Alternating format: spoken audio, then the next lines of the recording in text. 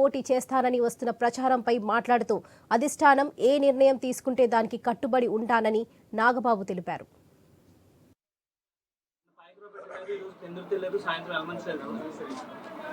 మొత్తం యాక్చువల్గా రివ్యూ చేసుకుంటున్నామండి. నేను లాస్ట్ టైం కూడా వచ్చాను. శ్రీకాకుళం, విజయనగరం అటు వచ్చాను. సో మేము ఇక్కడ మా కార్యకర్తలతో రివ్యూ చేసుకుంటా రాబోయే ఎలక్షన్స్లో ఎలాగా బలంగా ముందుకెళ్ళాలి, ఈ వైసీపీ ప్రభుత్వాన్ని ఎలా ఓడించాలి, తద్వారా మంచి పరిపాలన ఎలా అందించాలి ప్రజలకి అని ఇట్లాంటి విషయాల మీద మా కార్యకర్తల్ని రేపు అలయన్స్ గవర్నమెంట్ అలయన్స్ పోటీలో ఉంది కాబట్టి అటు టీడీపీ వాళ్ళతోటి అలాగే మన కార్యకర్తలు ఎలా ఒకరికొకరు పరస్పరం సహకరించుకోవాలి ఇలాంటి విషయాల మీద డిస్కషన్ చేయడం వచ్చాం. అది చేస్తాం.